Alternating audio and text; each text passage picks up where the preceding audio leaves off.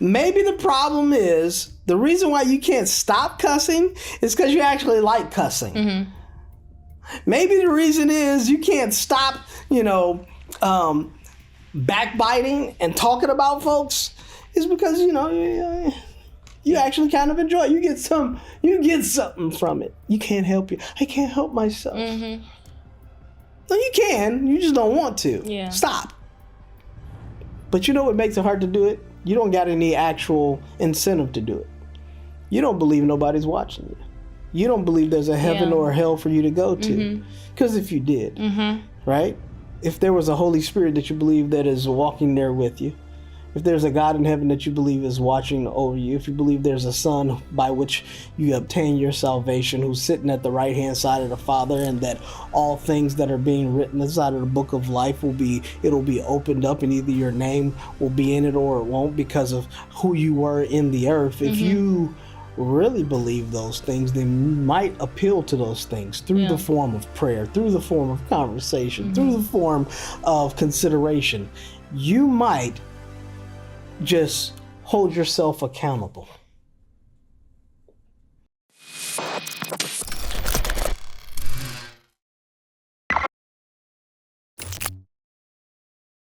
Welcome back to the Power 4 podcast. My name is Gabriela Arismendi, and I'm here with Deshaun Powell. How you doing today? Whew, doing good. I'm doing good. Another episode. I'm ready. Great. I'm ready. Sounds interesting. Yeah. Talking about fear. Very. I like it. Great. Let's dive right in. Okay. So the question is, why is fear such a strong emotion, and how does it affect our ability to trust God? When I think back in my own experiences about when fear has creeped in for me, the biggest thing that comes to mind is like right after I graduated college. Like once I literally stepped into the real world, the moment came to me when I would more rely on myself than I would on God. Like all the time growing up in school in a structured system, right. I feel like I didn't have any care in the world. My worries, right. It was fine. But now that I'm now that I have since stepped into it, I was just doing whatever I wanted to do. And so it's just interesting. Like the fight or flight, that's what it's called, right? Yeah. It's like literally came in and it's like crazy. When you're in a situation like that, you just do whatever is attainable, like physically in the moment. Yeah. And then it just keeps on piling up. So obviously very interesting questions. And even your scenario, right? So based on your description, your natural inclination was to try to do something. Yeah. Right? And so I can't remember if we did this during your time. I tried to do it as often as I could. But during the time when you were in youth ministry, did we ever do the trust fall experience? I don't remember. Okay. So there were times where I would do this and it was throughout the course of doing youth ministry, where there would be some moments where I'm covering a particular topic. Fear would be one of them. And when I do the topic of fear, I would have people do the trust fall. Yeah. And this wasn't a normal trust fall. This was really going to be a test of whether or not you trusted us as the other people in the room to catch you. So the normal trust fall experience is where you're standing up and you close your eyes, you spread your arms wide out, and then, you fall backwards to the person. So we've done that, but we took it to a whole nother level, which now that I'm saying it, that there might be some parents, I would never send my children to your youth ministry because my gosh, I can't believe you were doing that with these children back there. But what we would do is, so I remember one time I did the trust fall and I said, I really trust y'all. Now, I got up on a desk, a table. It was a table. And then I put all of the youth. Now we're talking about youth, right? Yeah. So youth on one side, and it was like eight youth on each side, right? It doesn't really take 8, but 8 youth on each side. And I got on the table, turned myself backwards, and I said, I trust you guys. I said, now, if you let me go, that'll tell me a lot about what you guys really think about me. And I fell backwards before they had time to think, before they had time to react, before they had time to consider. And every last one of them, reached, they caught me. Yeah. So, okay, you love me. Okay, you don't want me to hurt myself. Of course, that was just like but that's me putting my trust in them and obviously trusting that they care enough about me to not let me fall. Mm-hmm. And it's interesting when you put people who haven't had the opportunity to put that or have that level of trust in anyone go through the exercise, especially new kids. So one of the things that we would do as an initiation, if you will, of new people coming in the room. Again, my youth ministry probably wasn't for everybody, right? But new kids coming in, we would always have them do some type of initiation. And just to get them acclimated to the group and to know, this is a bigger family and not just some clinical, let's go in and get lectured by a teacher, right? And so I would always have them come up and I would always have them tell me something, about themselves. So, the usual line of questioning that would take place anytime we had new people, we would bring them up and we would say, I would ask them questions. Okay, tell us your name. Mm-hmm. Tell us what school you go to. How old are you? What's your favorite color? What's your favorite food? Mm-hmm. Right? Tell me something about yourself that we don't know that you don't mind telling us. Mm-hmm.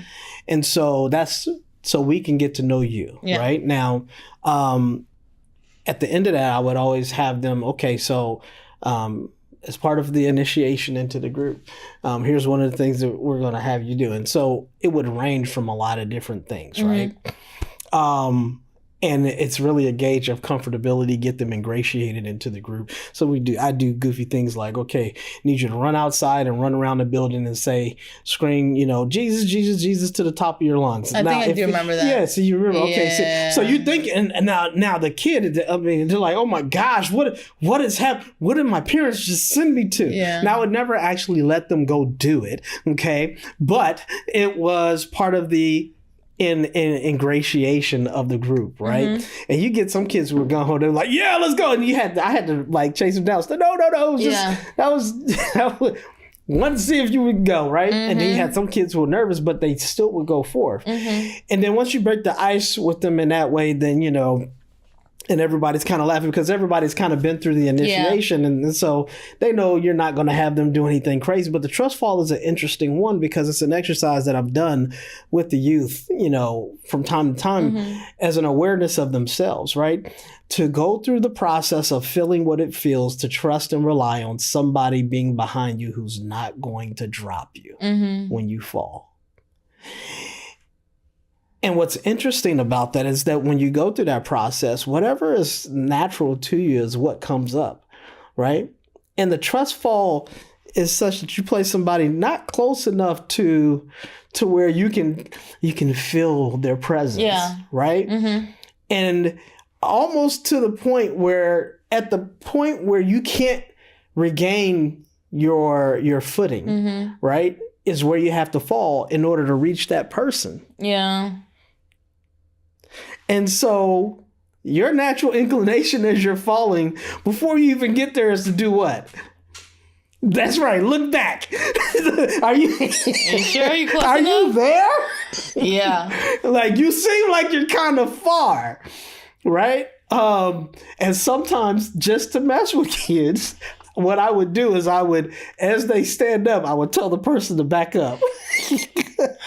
Because I already know they're going to look like, and they'll look around and they'll be like, wait a minute, it's like, this is a trust situation. Bring them back up.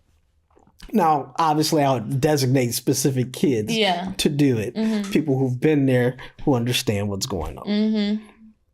But that need to protect yourself, that need to avoid the potential impact of falling, or we'll say failing. It is it is a reflex that you have to unlearn. And because it's a reflex that you have to unlearn, that's been conditioned in you for however long it's been conditioned in you, it is not going to be a natural response to trust all the way to the point of failure. Yeah. And that fear can create a habit where you take over. You do something instead of letting God do something, right? And the significance of it, the significance of getting to a place where you can trust God is because you can only do so much. There's this reality that you by yourself are capable, but capable of only you. There's a ceiling to what you can do. And there is things that God wants to do in the earth that he can do with you and through you, but only if you trust him.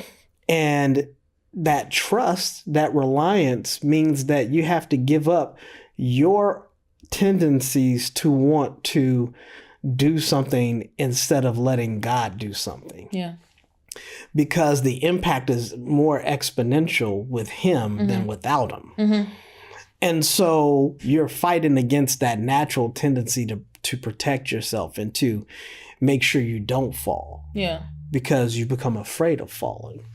But to give yourself completely over to him, to say, I know you got this, to be able to run into whatever situation that may exist and say, no matter what, I know that you won't let me fall.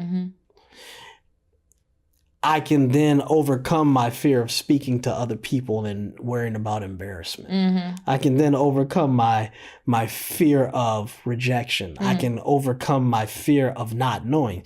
More often than not, people won't say anything because of their concerns for being demonized or humiliated because they may be wrong.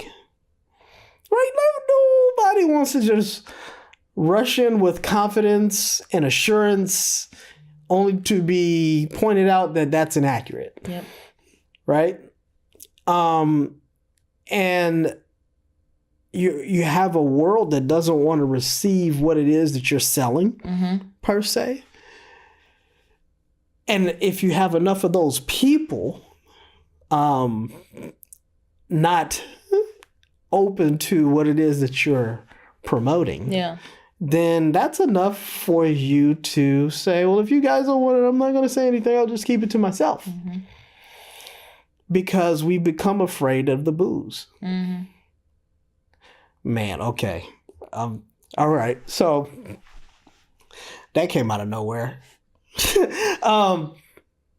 I recently watched a commercial that was reposted, I should say, on one of the social media channels. Somebody had posted, it was the greatest commercial that Nike ever made. It was a commercial with now deceased Kobe Bryant.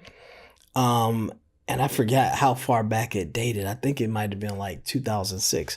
But it was a commercial where he shoots a game-winning shot on his opponent's court, and there's all of these opponents that are, all of the crowd, if you will, that's obviously against him because he just beat their home team, and somebody yells out, "You suck," right? and so he stops, and then the lights dim. And then he calls on the one person and lets them give him his ridicule. Then it goes into like this ballad where he points out another person in the audience, and then they start humming a tune that's a ridicule against him, right?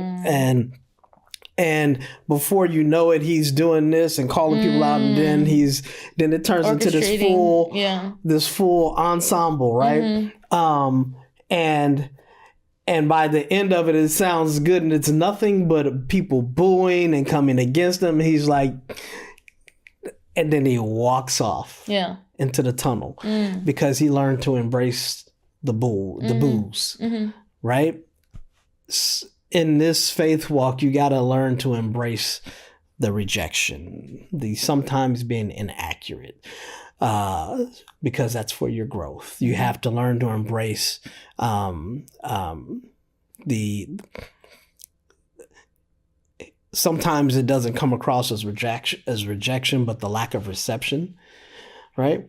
And there's a couple of things to keep in mind about that, which is that sometimes maybe you're just not the vessel that is the chosen vessel to reach the individual. And then sometimes there are approaches that may need refinement. And then there's the obvious where people just aren't interested. Yeah. And some of those things are in your control, but a lot of them aren't. And if that's the thing that's blocking you from being able to share this thing with other people, then you have to overcome that fear, if you will, from being able to speak, because you really don't know that if what you have may be the very thing that the people that you are passing up, sharing with, that they need for a breakthrough for their situation, as well as the confidence they need to be able to walk this thing that you're walking as well. So our fear, which is a stumbling block to the kingdom advancing, is something that we really have to get over. I mean, we're on the topic of help wanted, right? Which is, based out of Isaiah 41, but also Luke chapter 10, right? And the harvest is plenty. The laborers are few. There's far fewer laborers than there are people that need to be reached. And every opportunity that we pass up is possibly another soul that's lost. And it becomes necessary for us to overcome that if we're ever to achieve some modicum of success as it pertains to the faith and the mission of advancing the faith. So, yes, we have to conquer our fears in that regard. I want to touch a little bit on that too, actually. The not speaking up, the fear of being perceived a certain way, and then like a soul being lost, because I go through that pretty often where I'm like, I have a pretty intimate relationship with God. I really don't want to, I'm not going to say I don't want to share it. I just don't want to be as open about that side of me, I guess, with other folks. But when you think about a soul lost, I'm just like, oh. But like, how do you approach somebody like that? Like without overstepping or like, Man, okay, wearing Christ on your sleeve. Yeah. Right? It's literally what our entire brand is about. We're not meant to be subtle. We're not meant to be, hey, ask you are you interested? Yeah. Because we wouldn't be like that if somebody was standing on the edge of a cliff about to jump off. Yeah. You don't subtle, hey, I see you about to jump off. Might I interest you into staying, on this side of the edge, right? No, there is a boldness to it. Now, there's also tact. There's also a time and a place. Yeah. And there's no shortage of examples of sharing the faith within the context as how it's written inside of the Bible through its various examples of how the faith has been shared. And not every instance of sharing came on, a mountain with a multitude of people, right? Some things have been in passing. Some things have been, in quiet of the night, right? Where you got those who should know, who don't know as much as they should know, and then they want to come during the nighttime where they're not seeing. So you're going to have folks who are going to come to you, and they're going to be Nicodemuses that, they don't want to be seen, and they got questions, and they need some intimate time with you that's quiet, that nobody else can see kind of their lack, if you will, as it pertains to the knowledge and understanding. And so you have to be somewhat adaptable to that. There are going to be instances where you got to speak to an audience, and then there are going to be instances where it's just going to be an audience of one. And so you just always have to be on, to stay ready, to as Peter addresses, always be ready to give an account of the salvation that you have obtained. And that doesn't necessarily mean you have to have a bullhorn all the time. But now here's the challenge. What it does mean, and I've talked about this on many occasions, is that there also then must be, if you're going to share this thing, a change in you. And I feel like this is the greatest impediment to sharing the faith with others is, man, my lifestyle needs to align with what I'm sharing. And I've got these things that I like to do that feel good to the flesh, and different things that I like to engage in that I don't want to quite give up. Yeah. And they contradict the message that I'm sharing. And maybe I don't want to share because I'm not fully in, right? Maybe I got one foot in the kingdom and the other foot, in the world. And to that, I say, you are probably right that you're not ready to share. You're in grow mode. You're, when there is the parable of the seed, the sower, and the ground, and it's the seed that fell by the wayside. And it gives you each one of the different conditions of which the seed, which is the word of God, fell onto different types of ground, which is the hearts of men. But the importance of one of the key principles behind that messaging is that there is the growth of the individual. Let me key in on that. First, so the seed that fell, man, I feel like I'm retelling this parable all the time. The seed that fell by the wayside was able to be carried away because it never even had an opportunity to take a root, because as it was dropped, the birds of prey came in and stole it away, right? So that means the word never even got the opportunity to really enter your heart, because somebody came in and disrupted that whole thing before you could even marinate on it, right? Then some seed fell on the stony ground, and when it fell on the stony ground, it could develop a root. It's that old science experiment from elementary school, where you put a seed and you put some water with it, and you put it in a paper towel, and it grows root. Now it can't go any further than that, because that's enough to give it life to start, but not enough for it to be rooted into anything.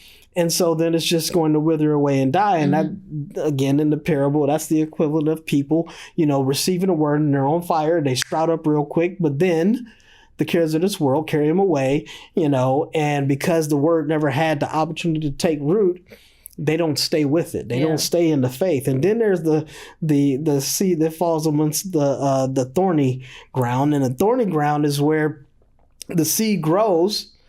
It begins to blossom, but at the time it's getting ready to blossom, what ends up happening is it gets suffocated by the thorns, and the thorns represent the cares of this world. And so you got one foot in the kingdom and one foot in the world, and as a result, the cares of this world pull you away from the kingdom because you're too busy trying to attain the things in this world, and that just holds you back because you can't serve God and mammon.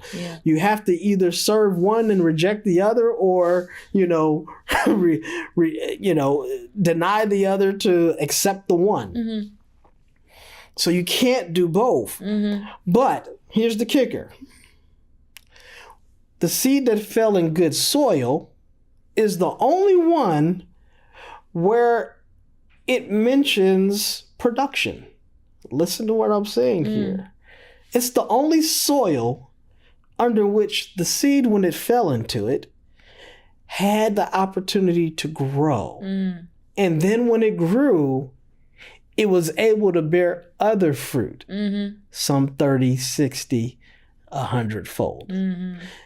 In each one of those instances, it was always about personal growth first before you get to being able to reproduce after yourself. And the importance of that is we understand that it takes time for the seed to grow. It takes time for the seed to be rooted. It takes time for the seed to get to a place where it's actually reproducing after itself. First, your self-growth. Get yourself together. You've heard me talk about that a number of times. Then you'll see clearly how to help others. And a lot of the challenge that we face, especially when we're young, is we're torn between our personal desires, the influence of the world trying to draw us to the things that it's worked so hard to make us think are the things that we really want. And then the challenge of the kingdom and the faith that's filled with, in many respects, promises, but also work, right? And so when you're faced with that, you're faced with all these choices in the midst of it. And sometimes your choices for yourself, your self-desires in the world, pull you away from the very things of God, and you're still growing, and you're not in a position to necessarily speak into somebody's life.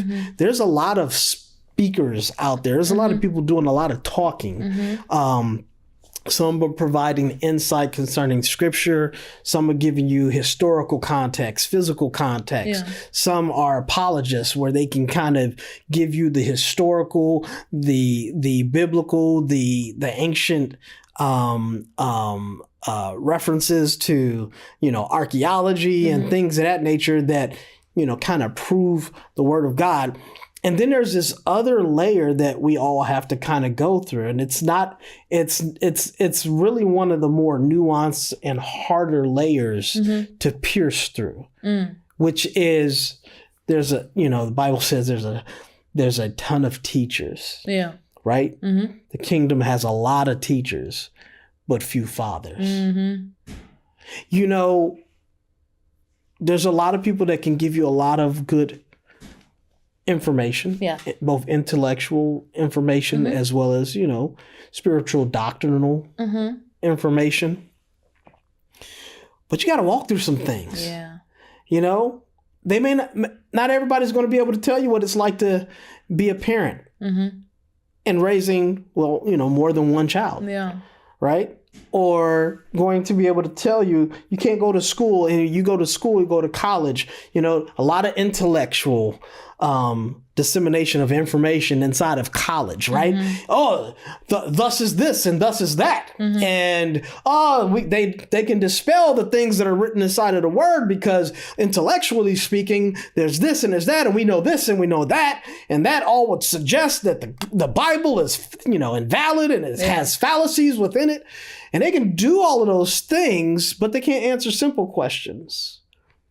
They can't answer simple questions about how do you, they don't have coursework on how do you deal with your career in the face of being married to a husband who you didn't know, was given over to pornographic material. And now you've discovered this and he has certain urges and now you have to somehow, live with that. Or a parent who you're married now, you're in your later adult years, you're going through your career and you get pregnant and you have a child and your child has, something like cerebral palsy or autism. There's no courses on that. The only course that exists that addresses those things is either somebody's workshop or what you find in the Bible.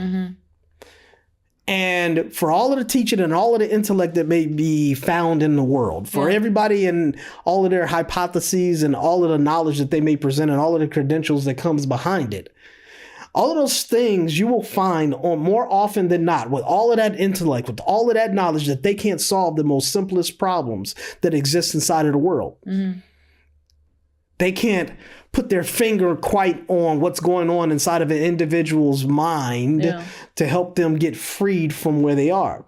There's a lot of haughtiness and high-mindedness among men and women in the world, among mankind, where people have puffed themselves up into believing that they are something, special, and then they lord that specialness over individuals who are just less knowing. Mm-hmm. It is that type of systematic delivery of, or systematic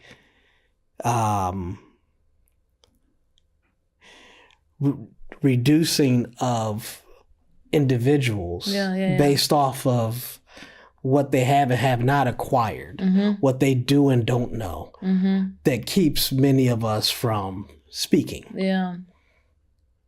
And the qualification to speak is not how much you necessarily know intellectually. The qualification to speak is how much you've given your will over to God. Mm-hmm. So it's not even an age factor, right? And from a growth factor, it's not measured in the way that we measure growth in today's society. Yeah. We measure growth based off of your intellect. We measure growth based off of your maturity. And we ascribe your maturity based off of your conformity to a system that exists and the behaviors that we say you should have within the context of that system. But I like Peter and John, who, they were fishers before. I mean, that's all they did, right? And yet they didn't have the intellect that maybe the rabbis had and the priests had of their day, or the Pharisees of their day, or the Sadducees of their day. Yet they spoke boldly because they walked with Jesus for 3.5 years. Yeah. Mm-hmm. And then they saw him after his resurrection. Yeah. And they had such a belief that they didn't care if they knew how to properly articulate what it was that they believed. They really just kept it simple. Hey, silver and gold have I none, but what I do have, I give it to you freely. And what that is arise and walk. Because that's what the Lord told me is the power that he had has now been given unto us, and therefore I have the authority to say, arise and walk. So what we have to understand is that there's really no amount of intellect that's going to prepare you for this thing. Yeah. There's no specific timeline that says you're ready. It's a commitment of the heart. It's the commitment of your spirit. It's the commitment of your soul to God. If you commit all of those things and then your mind, that is the requirement. Yeah. But if you're still giving over to things that you want in this world, if you're still hung up on those things, then it will be a struggle. And maybe you're not ready. Yeah. I prefer that you be ready, but maybe you're not. And like I said previously, how that manifests itself when you're speaking to individuals will be different from one person to the next. Yeah.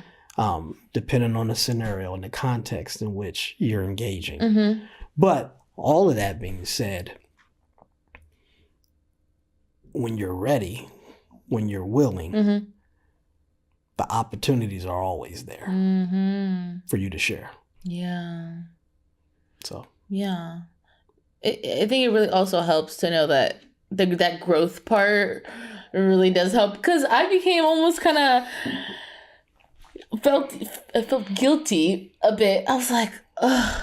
Like, I know this is like, and I'm sure many other people feel the same way out there, but knowing the growth part of it, and then I go back and you start talking about like all the work, like once you give yourself to him, the work he's doing, like he's within you, the work he's doing within you.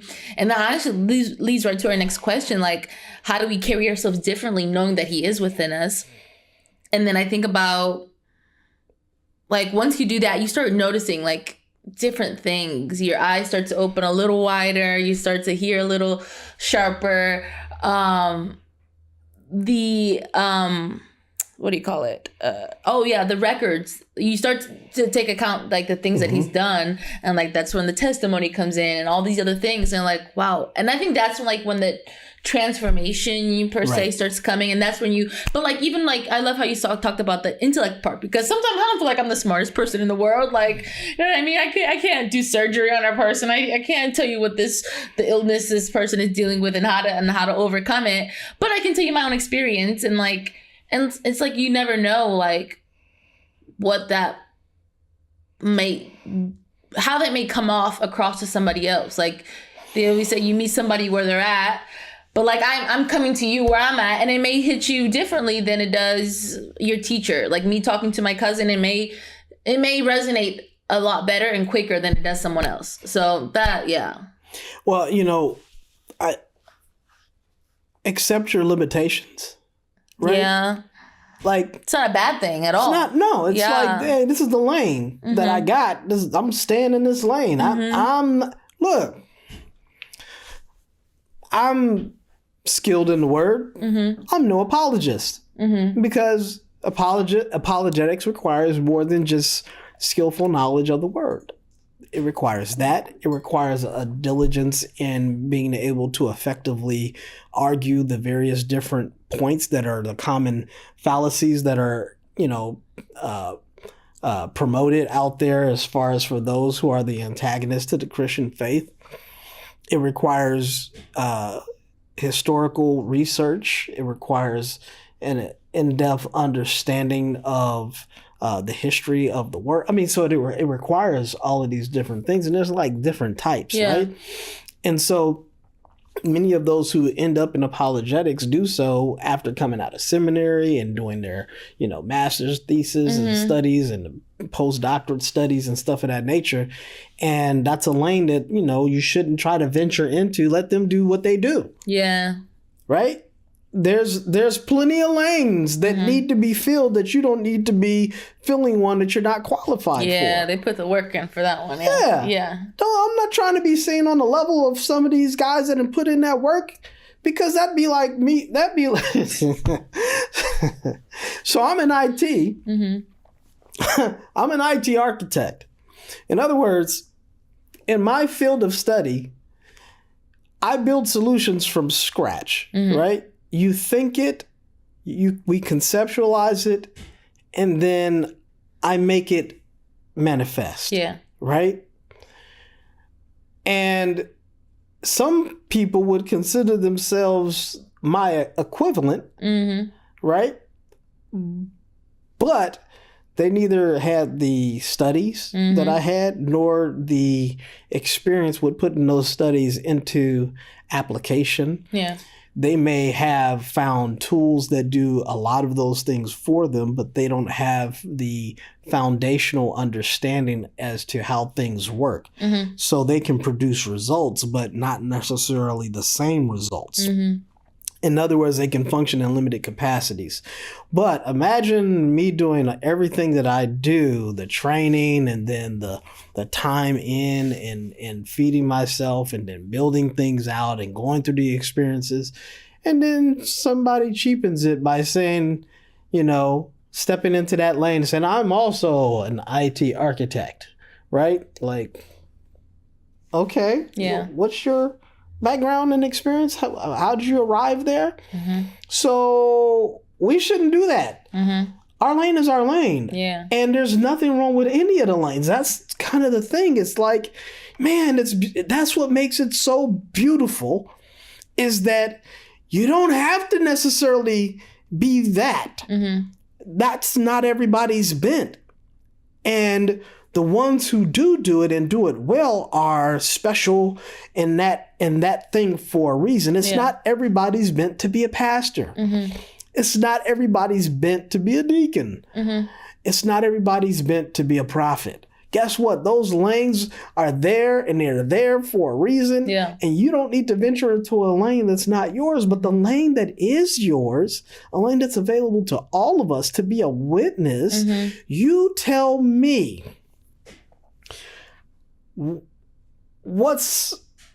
how do we place a value on a soul won? No matter how you came about winning it. Yeah. Right? Yeah. Like, I don't think any soul that makes it into heaven by way of another person opening their mouth and sharing gets to heaven and says, thank you for sharing with me. I mean, it wasn't quite, up to the level of, such and such, but, I'm here. Like, no, thank God you shared what you shared with me, because had God not sent you, I would not be experiencing everlasting life. But shame on those of us who don't tell, who we make it for ourselves, but we bring nobody with us. Because when our works get put to the test, per se, in the earth, it's more about it meaning something in heaven than the acclaim and the fame and the accolades that come our way while we're here on the earth. Yeah. If you believe, right? So I focus less on worrying about what people think of me, and I focus less on worrying about the fame that comes with people knowing you and the notoriety or anything of that nature, and more about the work. Because if you do the work, you'll have the impact, no doubt. Yeah. Look, Paul articulated it well. One man plants, another man waters, God gives the increase. The reality is that you may actually just be your part may be sowing. I've sowed a lot of seed into a lot of people's lives, right? And I have no idea what those outcomes are going to be for all of those people who I sowed seed into. But I at least did my part to sow seed. Now, the other part that I need to do is live out this life based off of how I presented it to those individuals, so that in the future, when they see me, that their faith is inspired because I maintained the faith. Yeah.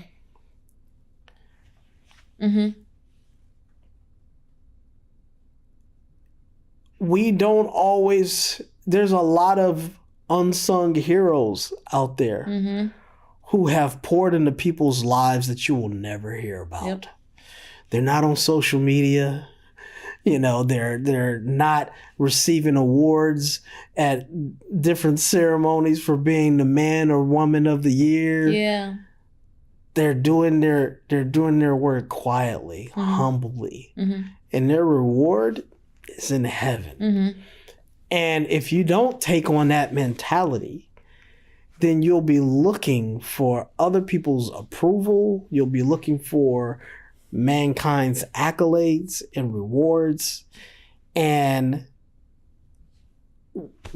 as it's termed in the Bible, what consolation is there left to give you if you've gotten all of that while you were on earth? Yeah. So do your stuff in secret, get it done, and stop worrying about. Stop worrying about whether or not people reject. Guess what? They're going to reject you. Embrace it. I embrace the rejection. You don't want to hear? All right. I tried, Lord. Now, should you send me again? Should the door open? It won't be for my lack of trying. And I'm a person who does wear Christ on his sleeve. Yet, at the same time, I'm not overbearing with it. But I've done everything from street ministry, pulpit ministry, youth ministry, gone to prisons. I mean, yeah, done all of those things. Yeah. And all of them are worthy tasks to, pursue. And there's so many lanes that whichever one you're operating in, just go forth and do it. But just don't not do it. Yeah. Right? Mm-hmm. Because of the fear of all of those other things. Mm-hmm. You got to embrace that stuff. It comes with the territory. And after a while, you'll realize when you embrace it, the strength that you gain from it Yeah. Mm-hmm. far supersedes the whatever level of rejection that you're fearing. Yeah. Right? Mm-hmm. Because now you can function in a way with very little concern, worried about the world and its thoughts. Mm-hmm. You're only concerned about what God thinks. Because at the end of the day, for me, I'm doing all of these different things. Please my Father. Yeah. At the end of the day, everybody else's thoughts on what I'm doing, whether they support me, don't support me, you know what? Nobody can watch this podcast. At least I did a podcast. Yeah. Right? Mm-hmm.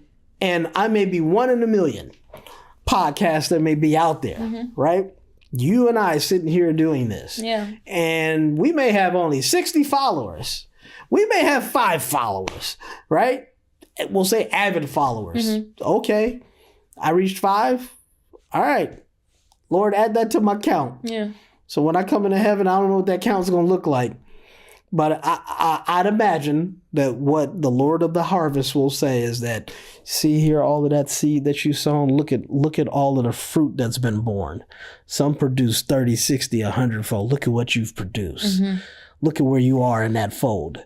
I'd rather be in that fold of a person who didn't hold back from sharing not only their giftings and talents with the world, but within the context of God, but didn't hold back in sharing the gospel with all those who are actually open to receive it. Because I certainly have talked about in the past missing some opportunities. And that feeling when you realize you missed it. I don't like, I just never want that feeling ever again. When you knew you were capable and then that opportunity came and went. Yeah. So let's do our due diligence to get out there and to share. But to your earlier point, man, there has to be, to build up that confidence, there has to be personal growth. And we do got to get ourselves right. We do got to get ourselves also following in the direction that we're promoting to other people. Yeah. If we truly want to have the expectation of following. Because there's a whole nother conversation that we could get into that has to do with those who are from our past trying to pull us back into it because of the things that we've done in the past and won't release us, trying to hold us in bondage and in chains about the things that we used to do that may not be us anymore. And again, that's a whole nother conversation to have. But yes, that's my thoughts. It all helps to hear. And it's like, oh, that sounds like, yes, I'm going to go out and I'm going to. But then it's easy. It's all easier said than done. You are a man of much life experience and a lot of careers under your belt. But me, I'm just a 20-something-year-old just entering the field. So like it's like so encouraging to hear. It's like when you said when you first come into the faith, you're on fire. But then so I guess my question is, how do we replace practical ways to replace fear with faith when it comes to tackling these different things that align with Christ in our walk and all this stuff and sharing it?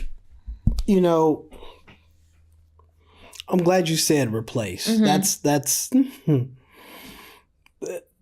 many times I draw from my personal experience in my advice to others Yeah. concerning the faith and the faith walk.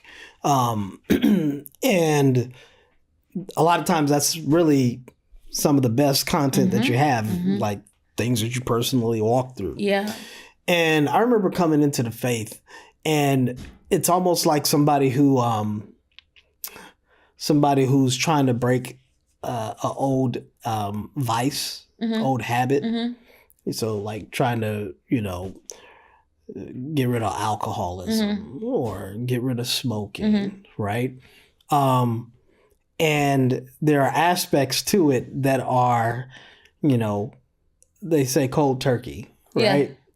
That's just like, just cut, right? Now, everybody won't be, while we should all be that way, just cold turkey, cut it, then boom, let's move to this.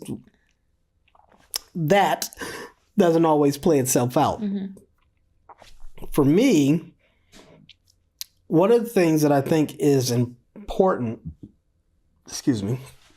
is to educate yourself. There's a passage that I talk about, I think in one of the earlier series, that comes out of Peter.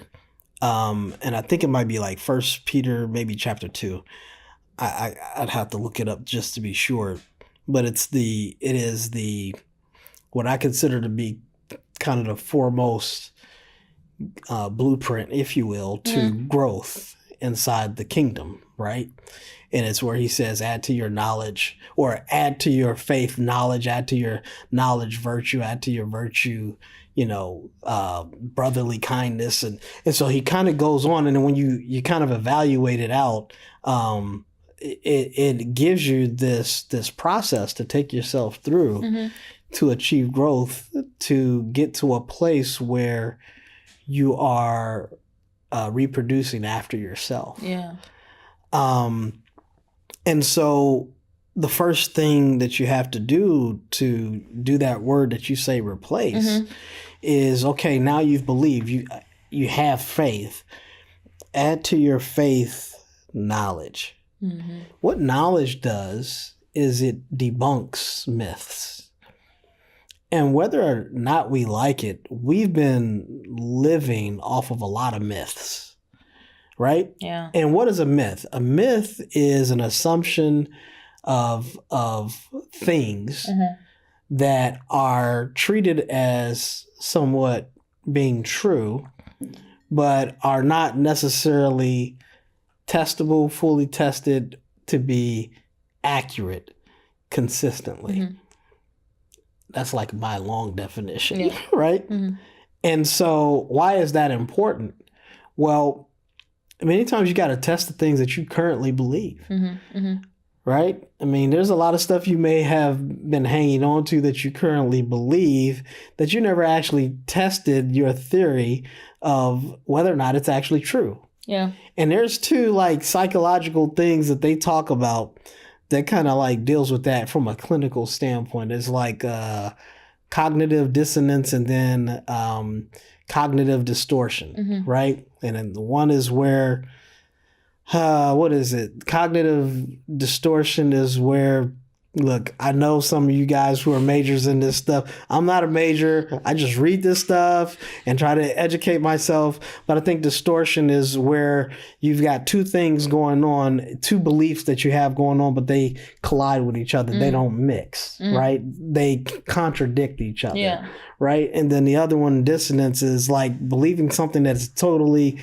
like your perspective is totally off. It doesn't even make any sense. And it's like a bunch of absolute thoughts, conclusions that you draw that doesn't make any rational, logical sense. Like, I messed up, and therefore, because I messed up this one time, I have failed at life.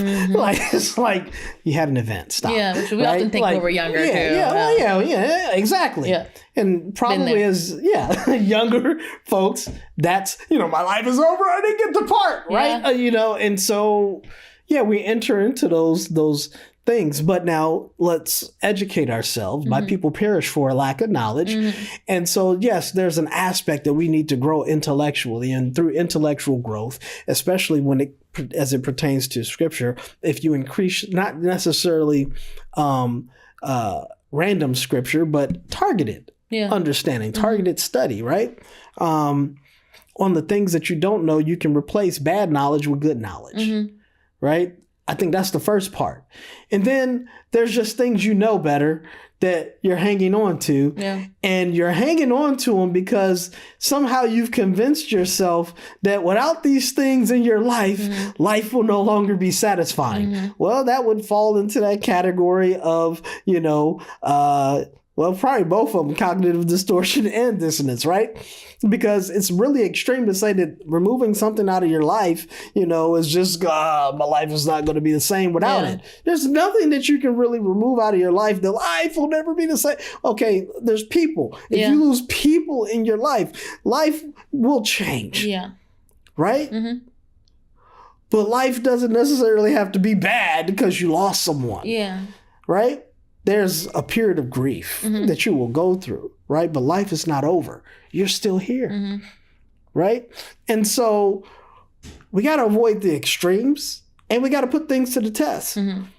I love this music. I love listening to this music. I mean, I love a lot of, especially the young people that were in my youth groups and stuff. Oh man, y'all got my heart, man. Yeah. I mean, y'all like my kids, okay? And y'all know y'all can call on me just for about anything. Yeah. And some of y'all do call me for just about anything. But that being said, man, do I prefer that y'all give up some things for your growth? Yeah. Yeah, but I realize that you're not going to give up everything. It's at your own pace. I mean, I have to apply what's written inside of the word, that everybody's walking their own walk of faith. They're all on their own faith journey, and we got to allow you to grow. I can't force you to grow. I got to allow you to grow. And so part of that growth is that you got to find out. Yeah. At some point, you listening to rap that, has all of these cuss words and demonizes females and things of that nature, and it doesn't align when you got daughters, okay? At some point, you will realize this is foolishness. Yeah. And you'll put it away, or you won't, and you'll have the results thereof. At some point, engaging into, these relationships and having intercourse and then giving your heart away to people and then them breaking your heart. At some point, you'll get tired of that nonsense. Yeah. And then you'll say, put a ring on it and then we can talk. Everybody kind of goes through those things. And if you try to force people to grow, that means that in some respects you are trying to make them cookie cutter. But I want you to grow, but I have to know that your journey is not the same as this person's journey and this person's journey. And when I look at my journey, the journey that I took is not necessarily the course that I would have mapped out for myself. Yeah. Right? We always would have mapped out a much better course, a much easier course for ourselves. But that's part of the journey. Yeah. And that life experience lends, as you finally do figure it out, it lends to your ability to share with others. And if you're going to replace, that can be depending on how far gone, how far removed you are from where you need to be. Yeah. That's a tall order. Some people won't struggle with giving up things like profanity because they didn't really use profanity like that. Yeah. Some folks, they say cuss like sailors. Some folks, it's baked into their vocabulary. Yeah. And they have a tougher time. And as a result, they also hinder a lot of their opportunities because of it. But the hope is that they'll figure it out. What you listen to, I hope you'll figure it out. What you watch, I hope you'll figure it out. What you engage in, I hope you'll figure it out. Yeah. Give yourself over to God in those areas, and he will help work those things out for you. Mm-hmm. But you got to start. And as challenging as it may be, Yeah. the reality is that if you never start, you'll never find out that you're perfectly fine living without it. Yeah. Mm-hmm. Right? Mm-hmm. I grew up in the 90s. I'm from Chicago, Illinois. Mm-hmm. Need I say any more? Some folks would say, well, not everybody from Chicago. Well, okay, you didn't come from where I came from, right? You're exposed to a lot of things growing up in a, say, single parent home and things of that nature. And when you go into school and high school, there's an element that you're going to engage with. And in the midst of all that, depending on the type of household that you're coming up in and your exposure, in my case, I was exposed to everything from hip hop, R&B. I was also exposed to all of the other things, rock and roll, heavy metal, the whole, everything. Drugs, I never did any. We'll say my mom did a good job in regards to, making sure my mind was not mapped on stuff like that and alcohol and stuff like that. And when you're ingratiated into different cultures and different environments that you can't so easily get yourself away from, making the change is that much harder. Yeah. As opposed to if you can get away, if you can get away from the environment to a new environment where a different culture exists, you can find out that you can get rid of those things rather easily without any great level of impact. Because all of those things that you're engaging in are social constructs to keep you bound, right? If you're fully ingratiated into things like hip hop, for example, well, guess what? Hip hop has a culture and a lifestyle associated with it. Yeah. And to be, somewhat in the know, to be somewhat included in the conversation with others, right? That in many respects, you've built up this thought in your mind that you want to be accepted by this group of people. Well, then now you spend your time and your effort into ingratiating yourself into that culture, into that type of environment and that type of lifestyle. And it starts to play out in everything that you do. And as a result, now you're kind of married to that lifestyle, and the adversary is very cunning and subtle.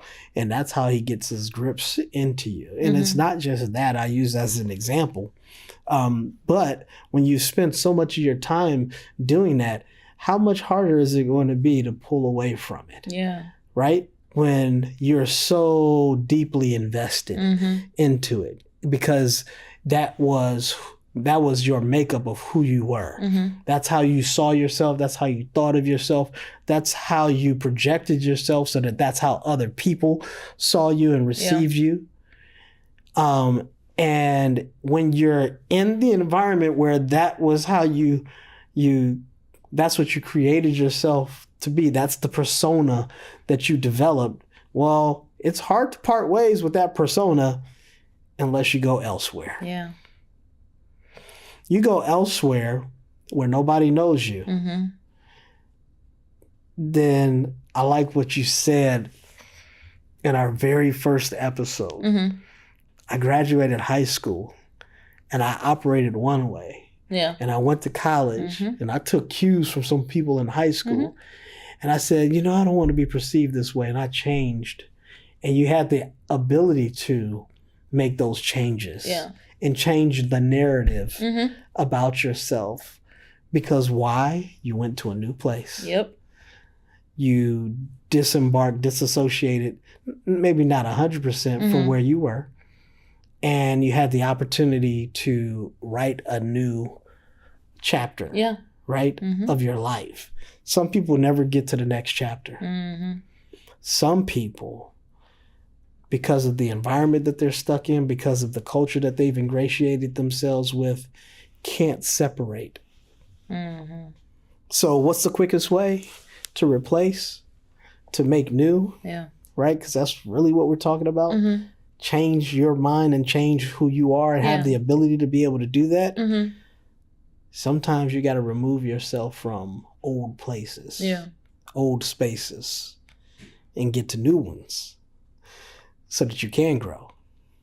Because even as Jesus was a carpenter, the carpenter's son, familiarity will try to keep you bound to what people knew you as, not who you're becoming. Yeah. And so that separation for people who are minors, under 18, don't have any control over where they live, where they are, then that lack of control over their life keeps them bound until they do have control. And if they choose to stay and not leave, and understand that for many kids, the ability to choose the pathway to that a lot of times is college. Yeah. Right? Mm-hmm. It's not the only way, but it's college, the military, or those different types of things that take you away from where you were so that you can be removed. That's a large reason why folks can experience some level of change when they come back. Man, they were one way and then they come back, they brand new. Right? Just being able to remove yourself from the environment that knew you as one thing so that you can become something else. Yep. Yeah, that's my idea for replace. Good Lord, I know that was quite a bit that we covered, but yeah.